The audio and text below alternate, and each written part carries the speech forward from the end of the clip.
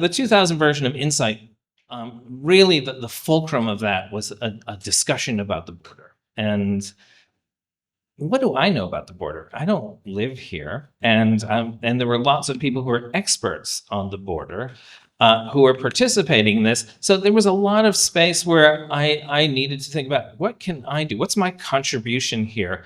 And, I don't like to be the artist who kind of, just kind of parachutes in and tells people about a landscape that they know much better than I will ever know.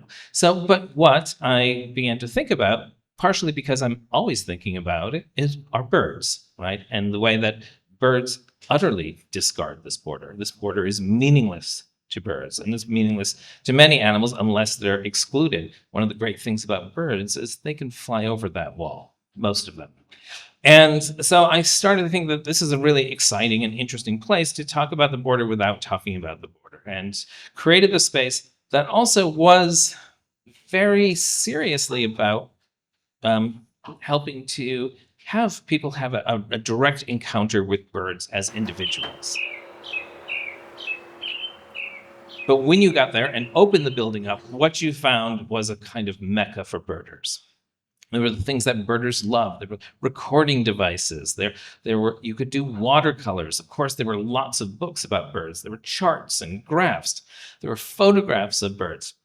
And so, this is a kind of interesting place to encounter and to see birds not only as living entities, also as individuals, but also as cultural objects.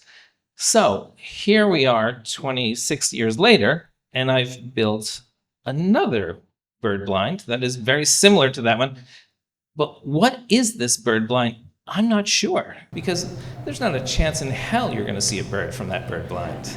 So it has a different function, a sort of discursive function. And I work a lot with follies, with elaborate buildings that are meant to be discursive, are meant to really make meaning in a particular way and create a situation for people.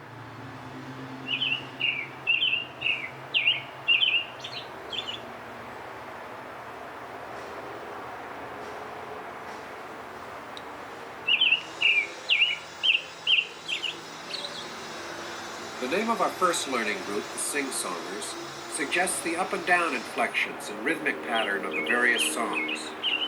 We might well have chosen another label, Tweedledum, Tweedledee, which would also represent the typical rising and falling inflection of the notes. Let's start with the American Robin, whose song best exemplifies. You can tell a lot about a place by what birds are present, by what they're doing. You can tell a lot about the environmental health, and that, of course, is something that we were taught by Rachel Carson, but also by miners in the early 20th century who were bringing canaries into coal mines. And when the canary stops singing, you know that some nefarious gas has entered the mine, and it's time to make a hasty retreat, right? So the branches of the tree are the branches of knowledge. And when you enter into this space, you are sharing the space with 18 pairs of finches. Your experience very much depends on how long you spend in a space like this.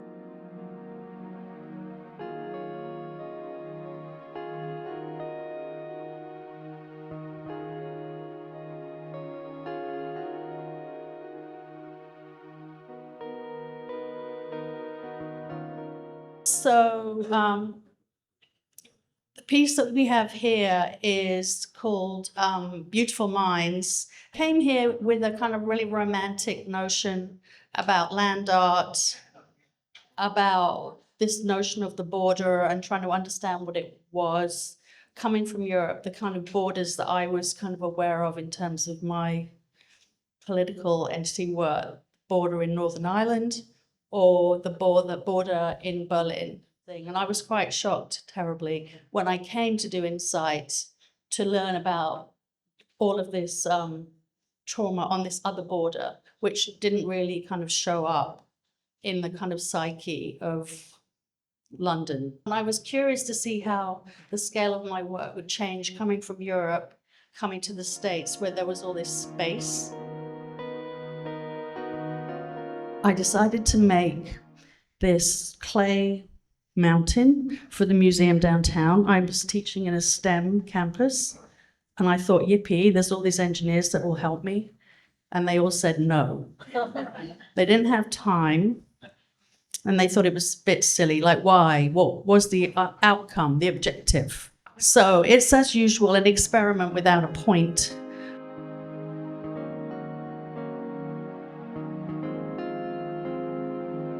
The code is derived from Devil's Tower in Wyoming. It's made up of these hexagons. So using the logic of a CNC or a digital printing, but it's extruding clay. And I was really excited about the idea. So the clay, of course, performs like clay. And sometimes there's a kind of slippage, which I really enjoy, between the kind of rational logic of the computer thinks it's doing one thing very systematically and stabling. And every now and again, the clay just falls over. It does what clay wants to do. And the things aren't really talking to each other. So at the end of the day, we haven't really made Devil's Tower, but I've made this kind of structure which as a sculptor I wouldn't have invented or imagined by myself. So the actual object, artwork, whatever you want to call it, is the kind of slippage between these three things: the clay doing what the clay wants to do, and me not doing something to the clay to help the machine, and then ending up with this kind of fantastical structure, which no one really knows how it came to be.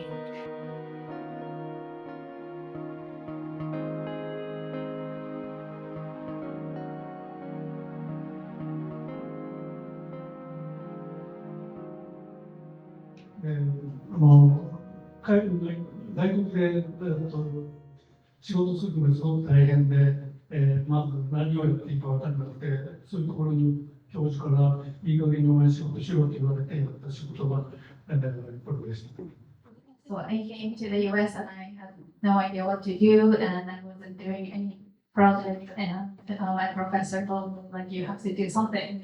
So then this came about by following ants that I found in my studio. はい、これがインサイト、94年のインサイトで2展示で、ありをった作品です。This is a project that I've done in San Diego in 1994, and the same winery position project. I followed ants on the site and traced their trail.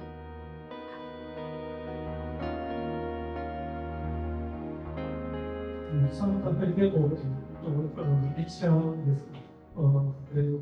すごく広い空間だったので、巨大な作品です。大体、8メートルから8メートルぐらいの大きいもの。This was a Santa Fe Depot in downtown. It was drawn directly on the floor, and this was it was a very spacious space. So this was one of the largest projects that I've done of this style, and it was about 8 meters by 8 meters.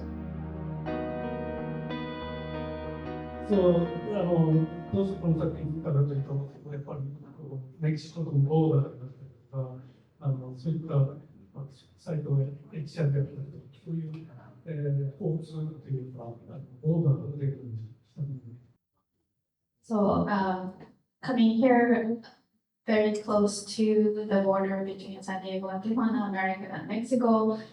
So this was a very interesting topic and issue that I wanted to deal with in my work. That's why I explored the idea of boundaries in this work. このように間に追いかけてるわけじゃなくて、コンセプトとしてそのマンダリンのさまようそういったことを展開している。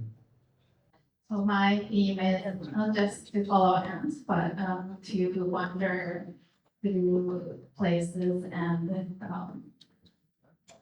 constantly asking questions about how we move through landscape and places.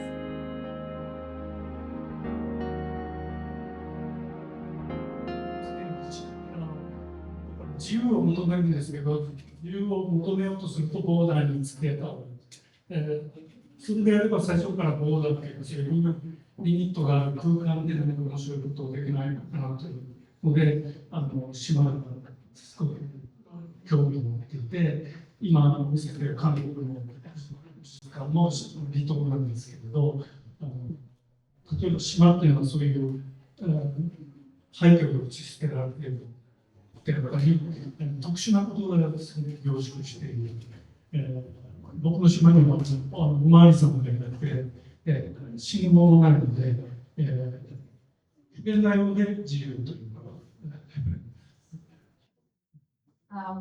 I'm always looking for freedom, and the more I look for freedom, I am very aware of the border or boundaries, and I'm interested in like working within that limit. And I'm very drawn to and interested in island environment because it has such a huge concentration of interesting issues that happens.